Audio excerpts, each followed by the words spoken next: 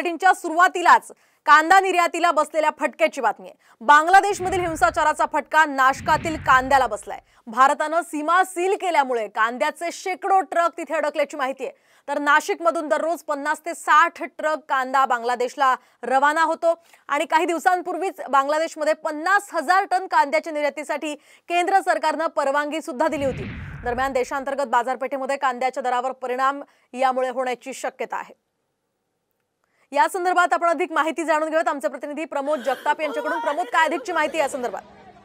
मोहिनी, खरं जर आपण बघितलं तर मागच्या 2 दिवसापासून बांगलादेशमधील जे हिंसाचार झाला किंवा त्यानंतर घडलेल्या घडामोडी, प्रामुख्याने शेख हसीना यांचा पंतप्रधान पदाचा राजीनामा आणि त्यामुळं खरं तर भारत आणि पाकिस्तान यांची जी सीमा आहे ती अत्यंत कडक केली गेलेली आहे। त्या ठिकाणी चौकशी जी आहे ती कडक केली गेलेली आहे। पण त्या पार्श्वभूमीवर जर आपण बघितलं तर महाराष्ट्र देशामधनं आणि प्रामुख्याने महाराष्ट्रामधनं जो कांदा निर्यात होत असतो त्यातला नाशिक हे कांद्याचं हब म्हणून ओळखलं जातं।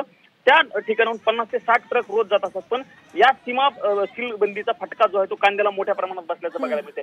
पुढचे 4 ते 5 दिवस मोहिनी सीमा जी आहे ती बंद राहणार आहे। त्यामुळे शेतकऱ्यांना कोट्यावधी रुपयांचा जो आहे तो फटका बसणार आहे। एकीकडे अवकाळी पाऊस असेल किंवा कांद्याचे पडलेले भाव असतील, या सगळ्यामुळे शेतकरी पिचलेला असताना आता पुन्हा एकदा सीमा बंदीचा फटका जो आहे तो कांद्यामुळे शेतकऱ्यांना बसणार असल्याचं आपल्याला बघायला मिळतं। त्यामुळे लवकरात लवकर या सीमा सुरू होऊन शेतकऱ्यांना दिलासा कसा मिळतो हे बघावं लागणार। अगदी नक्कीच धन्यवाद प्रमोद दिलेल्या सविस्तर माहितीसाठी। एकूणच कांद्याच्या दरावर सुद्धा आता याचा परिणाम होऊ शकतोय।